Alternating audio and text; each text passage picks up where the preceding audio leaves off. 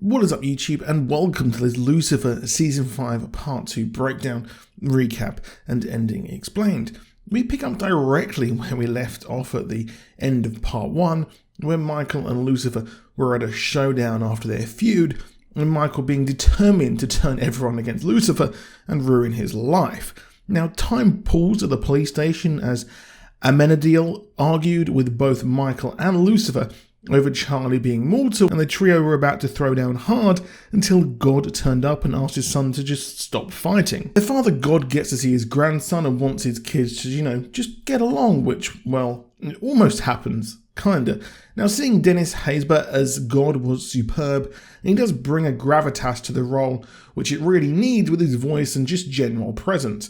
Although this season he has superb chemistry with the cast and plays a weirdly understated role. He's not the usual angry father disappointed in his kids. He's had thousands of years to get over his children's squabbling and is markedly different from the God that we saw in Preacher. Now, Lucifer clearly has family issues, and during a case featuring arson and family squabbling, Lucifer has dinner with his brothers and dad, and even Linda couldn't manage to sneak off. I really liked how the case of the week in each episode really matched up to how Lucifer was feeling about his love with Chloe and, well, his wider emotions about, trying to become God. Now, it's a heated dinner where Lucifer accuses him of not loving his children. Lucifer has trouble on both fronts, as when time froze, he was supposed to say I love you, but the relationship with the detective remains up in the air at this moment in episode 1, and deep down Lucifer really doesn't feel worthy, which is why he pursues being God. Also mopping up from the finale, Maze was promised a soul from Michael, and she asked God, but he explains how it wouldn't change her. However, she would later go on to gain one, which, more on that in a bit. I do feel like this half of the season, to be honest, was a lot better than the first, because I kind of enjoyed the episodes of the week a bit more. While I enjoyed the first half, episode 2 with the musical episode was so much fun, and I'm a sucker for musicals, as it opens with Lucifer singing the Chris Isaacs classics Wicked Game as God is on Earth mucking around, which was hilarious as Lucifer gets frustrated with his father playing wind-up. Now, the pair even have therapy after Chloe says that God is a terrible father, and they even meet Dan, who also had a sort of overlap with God's wife. Yeah, a bit awkward there. However, we get to the part of the real reason why God has finally come down, as he feels like he's started to lose his powers, or at least lose control of his powers. And we see this when Dan gets blown up, foreshadowing his sad death at the end of the season. Luckily, God makes himself human to make sure this doesn't happen again, and I thought he was hilarious on the sting operation. However, Maze asks for her soul from God, but he refuses by saying that it makes her, and somehow she does actually later grow a soul, which I really wasn't a fan of. Not her getting a soul, but more it just felt completely convenient, and her storyline throughout just seemed very tacked on to the rest of the show, with the characterization being top notch for everyone, well, except her. However, he drops the bombshell that he wants to retire to his sons, which naturally causes all kinds of chaos.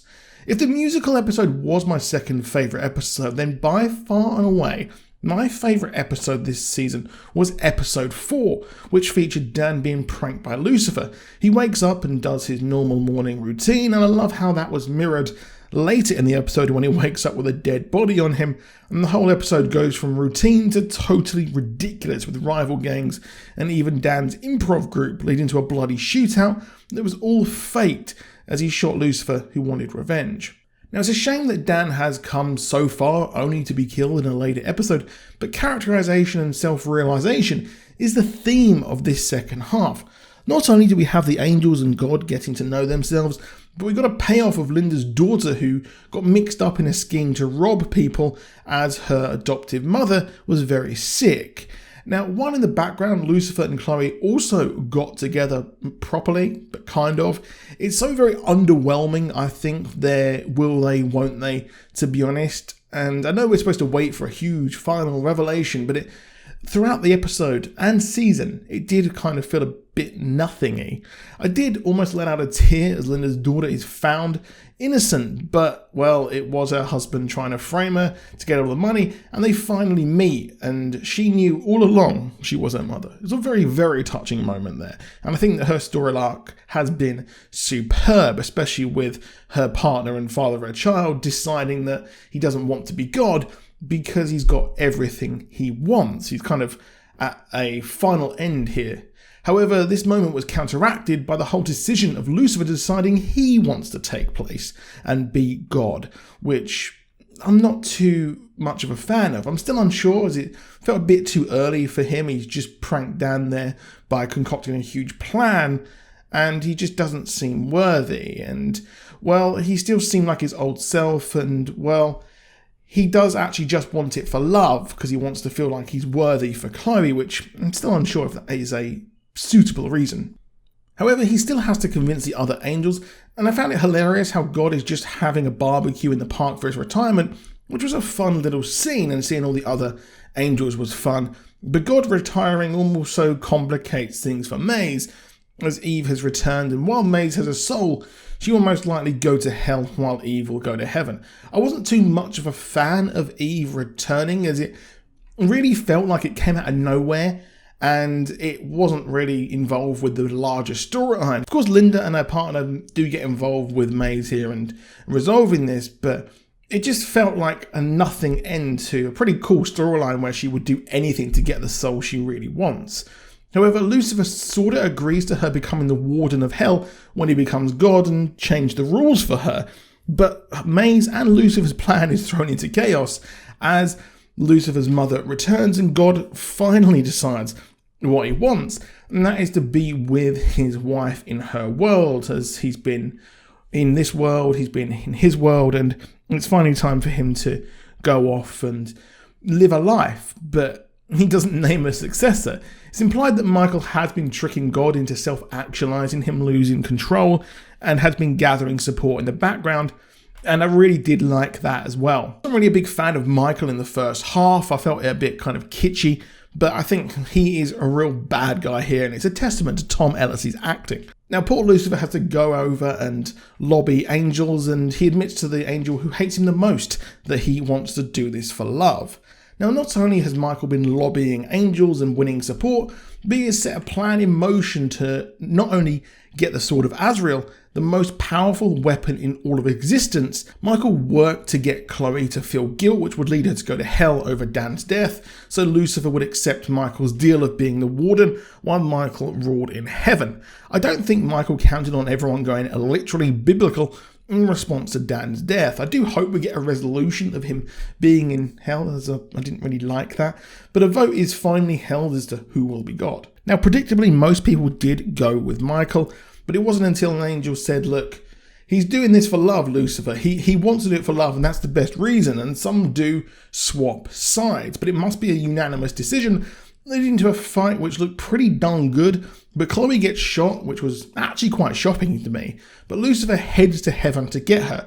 It was weird how he actually survived, luckily, due to his ring, as he was supposed to blow up when he stepped into heaven, which he did kinda, and gives Chloe his ring, and she comes back to Earth, and finally, we get Lucifer chopping off Michael's wings, as he pretty much takes over the role of God. Now, I did like that in the end, but some of the things I just didn't like. I felt that the final battle was very, very rushed, and I feel that if Michael's machinations had bled through most of the episodes as opposed to just a couple and that was it, I think it would have been a bit better, and we could have sacrificed maybe a few like Maisie's storylines or something like that to get this going a bit faster. But overall, I did really enjoy this, and as a package, the season's pretty damn good. So let me know what you think down below. Did you enjoy the season? What was your favourite part? And what do you want to see next? So please do drop a like down below. Please do subscribe with notifications on. And I'll see you soon, and goodbye.